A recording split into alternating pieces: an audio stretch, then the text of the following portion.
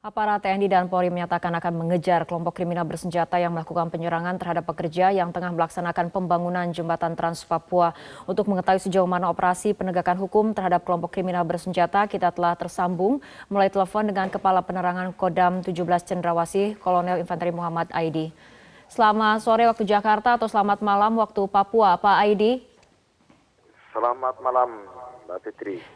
Ya, Pak Aidi, Pangdam Cendrawasih dan Kapolda Papua memimpin langsung operasi pengejaran terhadap KKB. Nah, sejauh ini sampai saat ini bagaimana proses upaya pengejaran? Untuk saat ini kita pastikan bahwa distrik Igi sudah dikuasai oleh Satgas Gabungan TNI Polri, kemudian termasuk di Simbua sendiri. Untuk proses pencarian ini kita masih melaksanakan juga pencarian 3 orang jenazah yang belum ditemukan, kemudian 2 orang yang diperkirakan masih selamat juga belum ditemukan, walaupun kita belum ketahui nasibnya. Di samping itu kita akan tetap memperkencar pengejaran dalam rangka penegakan hukum. Target dalam penegakan hukum ini tidak ada target waktu, namun targetnya adalah pelaku terutama pimpinannya tertangkap hidup atau mati. Oke, targetnya tidak ada tenggat waktu dan tertangkap hidup atau mati. Tapi apakah dari aparat telah mengetahui di mana posisi dari para pelaku ini? Ya, tentunya kalau sudah kita ketahui ya pasti kita serang. Tetapi ini mereka bergerak secara gerilya. Yang jelas ada di sekitar antara Mbua dengan Gigi atau di sekitar kampung-kampung tersebut. Sekarang saat ini kampung di sekitar distrik Igi sedang kita kuasai, berarti mereka ada di sekitar kampung atau dia masuk ke hutan. Karena kesulitan medan, kemudian mereka bisa bergerak dan hidup dalam hutan, survive dalam hutan, karena mereka memang dibesarkan, lahir dan dibesarkan dalam hutan tersebut, ya tentunya mereka punya keunggulan dalam penguasaan medan. Tetapi hal tersebut tidak menyurutkan pasukan TNI Polri dengan perlengkapan dan sumber daya yang dimiliki yang telah dipersiapkan. Kita akan tetap melaksanakan pengejaran dan penindakan tersebut. Oke, tantangannya ada di medan tempat kemudian KKB ini berlokasi. Tapi sebetulnya dari kekuatan KKB sendiri, ada berapa sebetulnya jumlah pelaku dan senjata seperti apa yang mereka miliki saat ini?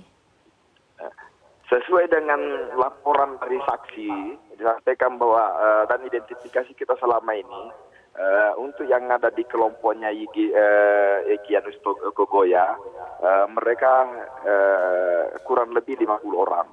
Kemudian persenjataannya juga mungkin sekitar 20-30 pucuk senjata yang standar, sisanya mungkin senjata tradisional. Dan ini senjata standar ini juga berbagai jenis dan kaliber, tapi masih standar infanteri.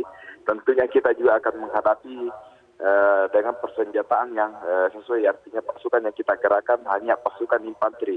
Ini sangat disayangkan ya memang di sisi lain dari kelompoknya mereka, terutama dari kelompok-kelompok politiknya mereka, kalau kita monitor di media, mereka sebelumnya menggemborkan, terutama Syedi Sabu menggemborkan bahwa mereka siap berhadapan dengan TNI, mereka menantang berperang dengan TNI. Artinya kalau kita maknai kata-kata menantang berperang dengan TNI, berarti mereka harusnya siap menghadapi kekuatan TNI secara keseluruhan. Tetapi nyatanya dengan adanya gerakan pasukan TNI sekarang mereka melaksanakan perburuan, dengan serta-merta juga mereka berteriak-teriak mengeluh memohon perhatian bahwa pasukan TNI menyerang dengan bom, kami diserang dengan bom, kami diserang dengan serangan udara, yang padahal nyatanya sama sekali itu tidak ada. Mereka hanya memutar balikkan fakta. Jadi di sisi lain mereka menunjukkan eksistensi bahwa mereka mampu berhadapan dengan TNI, tapi di sisi lain mereka juga cengeng, ya, tidak punya keberanian. Ya. Oke, Pak Aidi, tapi dari TNI sendiri ataupun dari aparat gabungan, ada berapa jumlah personil yang diturunkan?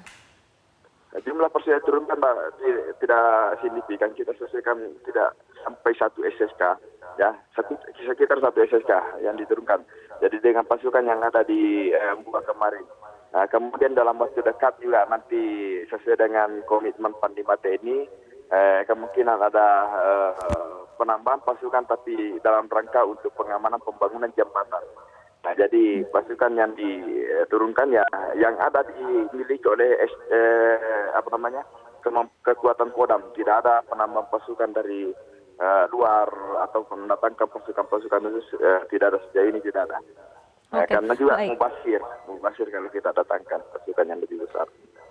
Oke, baik, terima kasih Kepala Penerangan Kodam 17 Cendrawasih Kolonel Infanteri Muhammad Aidi telah bergabung bersama kami dalam Metro hari ini.